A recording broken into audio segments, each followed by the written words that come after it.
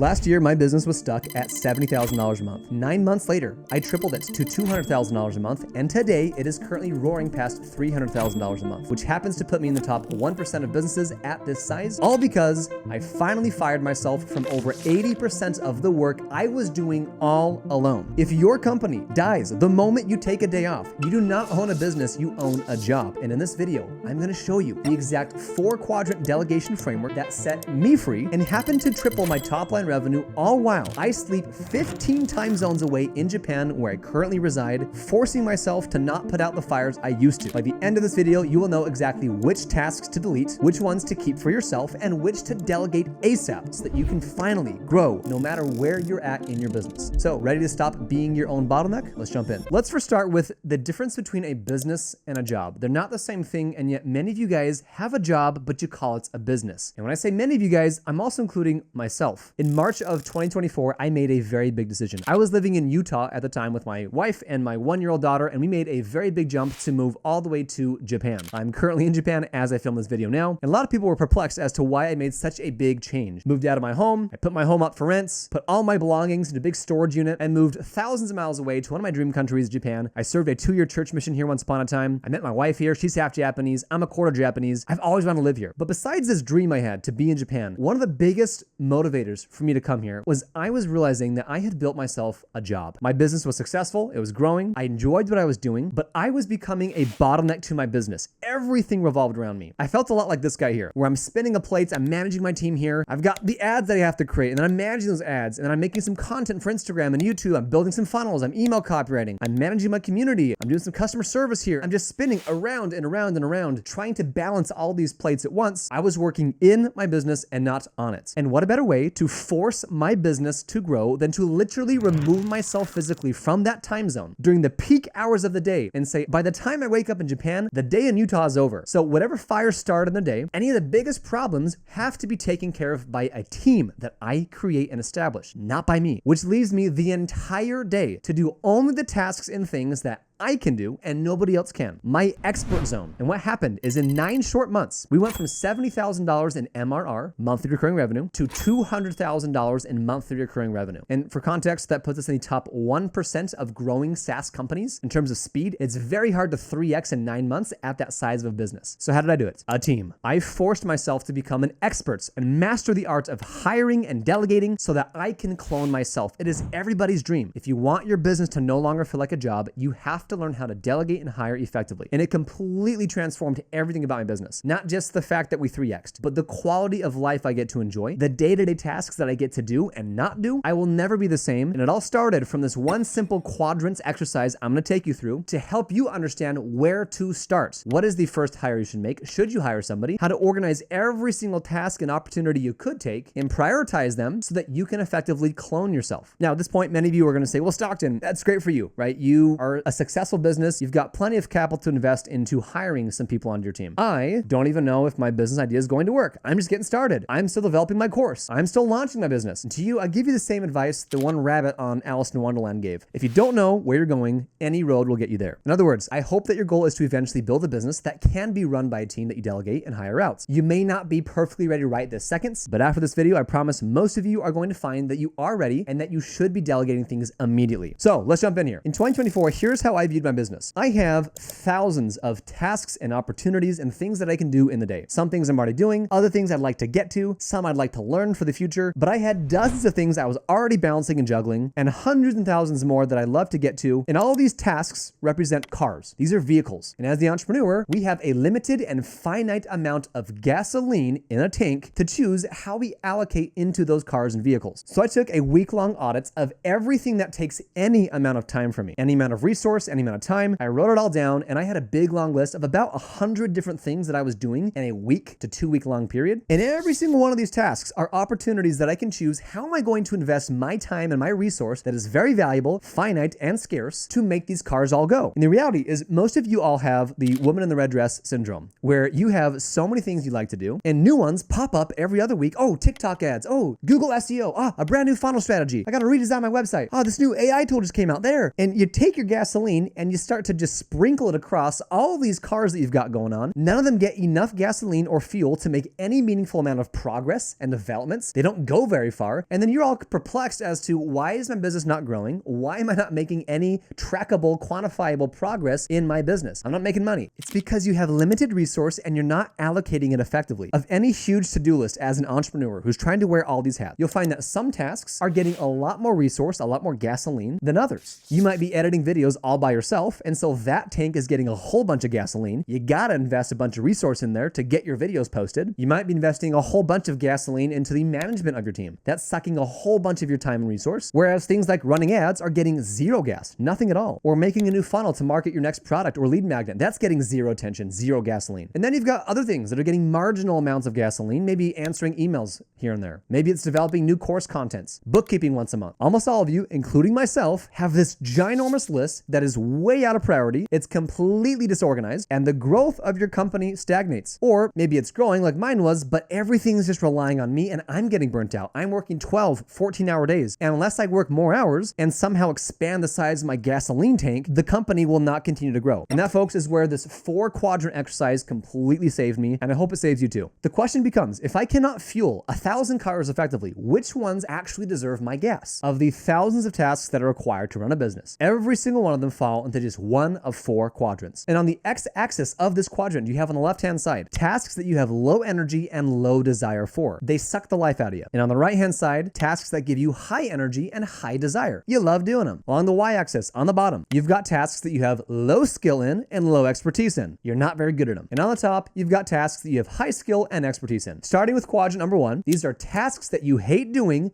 but you are an expert at. You are great at doing them. Quadrant number 2 are tasks that you love doing and you're great at them. You're an expert. Quadrant number 3 are tasks that you hate doing and you're bad at doing them, or you have no skill in. And the 4th and final quadrant is tasks that you love to do, but you need to learn. You don't currently have the skill set for it. You see yourself enjoying, you'd like to learn it for the future. Now, before I dive super deep into this, I have a quick question. Be honest with yourself, pause the video after I ask this, and before I give you the answer, of these 4 quadrants, which tasks do you believe you should hire out first? Which one takes the most priority? Got your answer? I gave this training to over 100 course creators live. I ran a poll and 63% of them said quadrant 3. Let me first start with which quadrants never to start with first, and then I'll get to the answer later. First, the number 1 worst quadrant to start with is quadrant 3. Again, 63% of my audience of course creators thought that was the first place you should start with. It is absolutely the last place that you should start with when taking all the tasks you like to delegate and get off your plates. Here's why. Let's take the task of Facebook ads. Okay, most of you don't know how to do that, and let's say you also hate doing it. Cool, so who do you hire? Maybe you hire a VA to do it. Most of you are gonna hire an agency, right? A Facebook ads agency. Cool. Well, let me teach you a $30,000 lesson that I learned the hard way. We hired an agency who had ran ads for some of the biggest names at the time. Grant Cardone, Ty Lopez, Dan Locke, Tony Robbins, all these huge names. He had this very impressive track record, but it cost a pretty penny. He was charging us $15,000 a month for his services to completely take over our Facebook ads and manage them. 2 months in of paying $15,000 a month, we had our first negative ROI from Facebook ads in the history of our business, which was almost impossible to do. We were averaging a 5-to-1 return on ad spend from our Facebook ads. He almost had to try to go negative. Now that was an extremely painful mistake to go through, but it would have been 100 times worse for us if Facebook ads were in quadrant 3 of things that we had no idea how to do and we sucked at doing. It was not, however, a quadrant 3 task for us. We had been running ads for 6 years up to that point. We did hate doing Facebook ads, but we were an expert at them. Maybe not the top 1% of experts, but we knew what we were doing. So it was a quadrant 1 task for us. But most of you think, well, I suck at Facebook ads and I hate doing them. I don't want to do them. I'm gonna hire someone to do them for me. Amazing, right? Well, you go and you hire somebody like I did, and you get caught with your pants down. How are you supposed to keep them accountable? How are you supposed to quality check them? How are you supposed to know if they're doing a good job or a bad job? Because our agency guy was telling us all these amazing numbers. Dude, we're doing great. Here's what the Facebook pixel says. Because we knew what we were doing, I could call him out on his BS. I said, dude, we're losing money like crazy. I don't care what Facebook ad says. Here's far more accurate tracking. You're losing money, man. He was used to working with people who had no idea what they were doing. It was really easy for him to manipulate. It's kind of hard. He got caught red-handed. I called him out on it, and I have since forever hated agencies. No, but really, agencies are a mess. So quadrant 3 is by far the worst place to start. There is a time and a place for quadrant 3 delegation or outsourcing, which I'll get to in a minute. The second worst place to start, though, is quadrant number 4. Tasks that you love love to do, but you don't currently know how to, and you want to learn. Again, same exact problem as quadrant 3. If you hire somebody for this quadrant, it's going to be enjoyable for you to learn it, but sometimes at a huge cost because, again, you have no way of keeping them accountable. There's no systems in place. You can't teach them. You're at their mercy, which leaves us with quadrant 1 and quadrant 2. When it comes to making your first hire, we're just talking about priority here. Like, where do you start with? You've got quadrant 1 and quadrant 2. Quadrant 2 is your expert zone. This is where you are loving what you're doing and you're really good at them. These are tasks that you should double down on. Almost always, these are the tasks that you keep for yourself. I say almost because there are some nuances here. And another common mistake I see beginning entrepreneurs and business owners make is they keep these, or they put way too much in this quadrant number 2 because they're the expert. No one else can do it. And I love doing it. And you're back to square one, bottlenecking you as the only person who can do anything in your business. There is a way to prioritize these tasks as well, which I'll get to later in this video, but that leaves us with just one more quadrant. And this is quadrant number 1. This is by far and away the number 1 place you have to start at when making your very first hire or delegating a task in your business. Said another way, quadrant 1 tasks are things that you should delegate ASAP. Quadrant 2 are things that you should keep and focus on or double down on as the expert. Quadrant 3 are things that you should delete entirely, just get rid of, or outsource. Again, you can outsource them. It's kind of risky. There's a way and a time to do them, but you should not start here with a hire. And then quadrant 4 are tasks or areas that you should invest in yourself or train on. Learn. This can be kind of your fun zone, right? I may not know anything about Facebook ads now. I would love to. I think I would enjoy it. I don't know how. Maybe that's an investment that you should make in yourself and grow your skill set over time. The best solution for quadrant 4 tasks and opportunities is to buy a course, get a coach, hire a mentor, or join some sort of done with you program. As a course creator myself, been doing this for a long time. I'm a huge advocate of investing in yourself and upscaling your skill sets. So that's layer number 1. Okay, these 4 quadrants help to really diagnose and organize all of the thousands of tasks that you have as a business owner, trying to balance all these plates. However, just organizing them in these 4 quadrants doesn't yet help you to prioritize which ones to start with. At least we now know that quadrant 1 are the most important tasks to start with first. But within quadrant 1, not all tasks are created equally. There's 2 more litmus tests and factors you have to calculate and consider before knowing who to hire and when to make that first hire. The first is what I call the value spectrum. Very easy here. On the left-hand side, you've got low value activities and tasks. And on the right-hand side, you've got high value tasks and activities. After auditing and analyzing everything that I do as a business owner, all those quadrant 1 tasks, I am then going to take and I'm going to place them across this value spectrum. But what is value, right? Because many of you, most of you, misrepresent or miscategorize value. You think that nitpicking at your beautiful website and making it 10 times prettier than it was before is valuable. It's just not. It's not value. So what is value? 5 value drivers. Does it create cash into my business? Revenue. Does it bring costs down or make you more efficient? Is it a durable asset that I'm developing now that will predictably make me money later? Is it something that will reduce risk as a business as a whole? And then finally, does it have some sort of qualitative brand lift? Those are the 5 drivers to value of any task that you have. And I kind of just made fun of the website thing, mostly because it's one of the most prominent sins that I see up and coming business owners make is they're sitting and tweaking all these aesthetic details about their business. It's not that it's completely useless. It's just very, very far down on the value spectrum. The typical weight that each of those 5 drivers to value fall under, anything that makes you more cash and revenue is going to carry 60 to 80% of the value. Bringing costs down, being more efficient is 10 to 20%. Durable asset creation is 10 to 15%. Risk reduction is about 5 to 10%. And then qualitative things like prettying up your websites and courses and all those aesthetic junk stuff is about 0 to 5%. Many of you guys have that completely inversed and you're addicting over the aesthetic details of stuff that only actually moves 5% of the value drivers, which only makes up about 5% of what's actually valuable and what's actually going to get you money as a business, which if you're in business, a business makes money. And that's why the main driver is money in. So I take that big list of quadrant 1 tasks and I give them as objective of a audit as I can to attach a value points. And then the second litmus test is where does it fall on the time scale? So we've got value. Now, how much time does each of these tasks require from me as the business owner? You've got very low time intensive tasks and you've got very high time intensive tasks. So now we're going to go through every single quadrant 1 task one by one and attach either a low value or high value marker and either a low time or a high time marker. Example, task, answering emails. Value, again, it's a spectrum. Not everything's going to be super binary, high or low. It kind of might be in the middle, maybe a little more on the low end. Answering emails are important, but for me personally, as the owner, it's a low value activity. Next, time scale. Again, it's kind of a spectrum. Also depends on your business, how many customers you're servicing. For the sake of this example, let's call a low time task as well. So answering emails, low value, low time. Task, making new ads. For me, making a really good ad is one of the highest levers that I have to scale my business as quickly as possible. Time investments. Again, this is kind of nuanced. For me personally, because I have such a high level of expertise here, this is a low to medium time investment for me. Most of you, it's going to be in the high ends. So again, for this example, high value,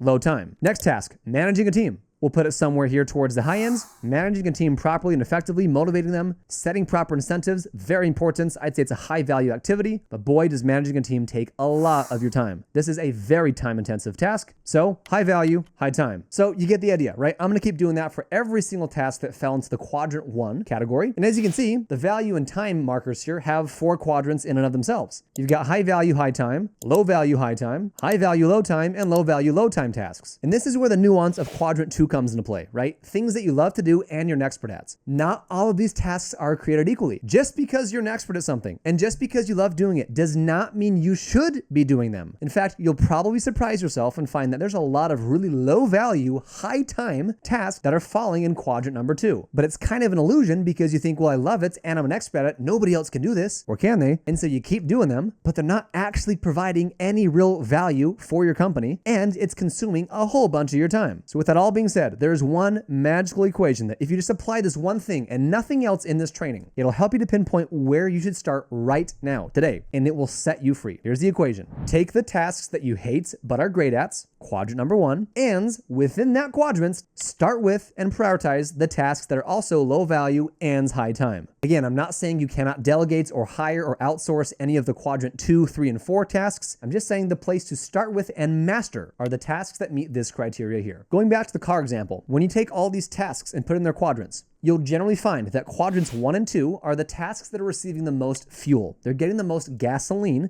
poured into them, which makes a lot of sense, right? They're both tasks that you are an expert at. You may not love quadrant 1 tasks, but because you're an expert, you'll naturally find that you do them still, and they oftentimes create a lot of value for the company, sometimes. However, because 1 and 2 are taking up all of your fuel, quadrants 3 and 4 get almost zero fuel. You have no idea how to do either of these quadrants, and one of them you suck at, so obviously you're not or should not be investing much fuel into those to begin with. That doesn't mean you should neglect them. They need some attention eventually, but right now in your business, they probably don't need your time and attention, but why not have the luxury to decide that for yourself? Step 1 is you got to get out of your business, stop being a slave to it, so you have the agency and the ability to choose where you invest your time to begin with. So coming full circle, and I highly recommend that you do this exercise yourself as you learn it. Step 1 is to write down every single task that you're doing in a week-long period, right? Take a 7-day audit, and every 30 minutes or so, just write down what you're doing. I'm answering emails right now. I am scripting my next Instagram video. I'm doing competitor research. I'm messing around with my website and making it pretty. What are you doing? Write it down, 7-day audits, and by the end of those 7 days, if you're like me, you're gonna have a pretty big long list of 50 to 100 things you did in that 7-day time period. I know it's a lot. It'll shock you how many things you're doing, and maybe you might even understand why I made such a big change to move to Japan, is I wanted to force myself out of that mentality. Once you have your big long list, step 2 is to organize it each of the 4 quadrants. So as an example, here's a random list I threw together. Let's say that I love doing and I'm an expert at taking sales calls. I just love it. And I can close people at 80% close rates like it's nothing. I love dorking around on my website all day long. It feels so good. And I'm a really good designer. Cool. And then last, let's say that I'm really good at and I enjoy making new course content. Okay, quadrant number 1. This one I find is almost always going to be the biggest list. There is a lot of things that I do and was doing as a business owner that I just hated doing. I dreaded doing. I woke up and did it because it had to get done. And I felt like I was the only one who could do them. And this list just kept growing and growing and growing. Let's say I'm really good at, but I hate editing videos, reposting content to other platforms like YouTube, TikTok, etc., automating things, and finally, managing people. Quadrant 3, let's say I hate doing and I suck at bookkeeping, making new funnels, and optimizing my ads. And then finally, quadrant 4, let's say that I love doing, but I'm absolutely terrible at writing emails, Google SEO, and TikTok ads. Once you have these all compartmentalized into their corresponding quadrants, quadrants 3 and 4 we can get to later. Once you make that first hire and you get the quadrant 1 stuff off your plates, you're going to have a lot more freedom of thoughts and resource to be able to invest into those things if you so please. And let's now sort everything in terms of its value and its time. Video editing is going to get high value and high time. Reposting content is low value, high time. Automating things is going to be high value, low time. And managing people is going to be high value, high time.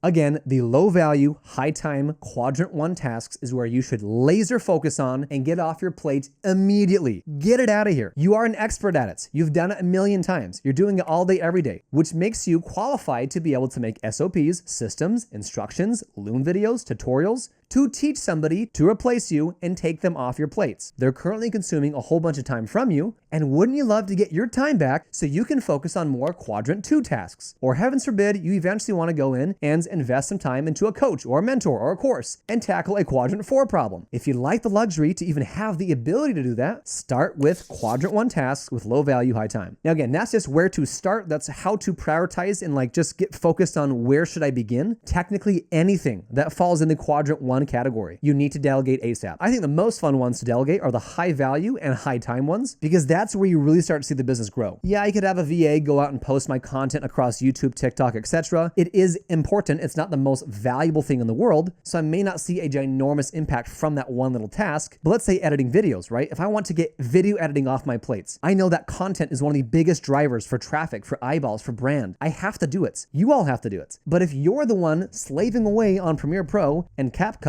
editing your own videos all day long, you're creating a serious bottleneck to one of the most important parts of your business that's actually incredibly easy to delegate. So of all these quadrant 1 tasks, by far, the first ones to start with are anything that has high time. High value or low value, I recommend starting with low value, because at least if it's high value and it's taking a lot of your time, it kind of justifies you spending some time on it in the meantime, while eventually you find someone to take those high value and high time tasks. But low value, high time, not even worth your time right now. Just get it out ASAP. Now, if you want a place to kind of get the wheel spinning, after coaching over 5,000 course creators from around the world, the top 6 most recurring low value, high time sucking tasks that I see that are also tasks that tend to fall in quadrant number 1 for most people are manually reposting content across all platforms, answering emails, handling refunds, cancellation, login issues, other customer support related problems, community moderation, right? Oftentimes you're the expert, you're the face of the business, and so you're slaving away answering each and every single person's questions, bookkeeping and receipt chasing, and then video editing small details, things like captions and sound effects, B-roll, all those creative preferences and perfectionisms that you guys have, and video edits become this huge bottleneck for you. So hopefully those 6 give you a good starting point to kind of get the wheel spinning of, oh yeah, you know what am I doing every day or every week that I hate doing, but if I'm being quite honest, I'm pretty good at it. However, it is a very low value thing that requires a ton of time from me. Should probably get rid of it. Again, this is the same exact exercise I went through in 2024 before I made that big leap over to Japan, and I was leaving the business in somebody else's hands. I built the team. I spent 6 months making a bunch of hires, building my dream team of all the things that I hated doing but was really good at, taking the most amount of time from me so that I could be ready by the time I came to Japan. I could wake up, all the fires were taken care of, all that low value, high time sucking stuff was off my plates. I could then focus on my zone of expertise, quadrant number 2 tasks that I and only I can do, that nobody else really can, or not nearly as good as I can, which will inevitably push the business further and faster than anything else I can do. And the fun part is where to actually go to hire these people. You got 3 options.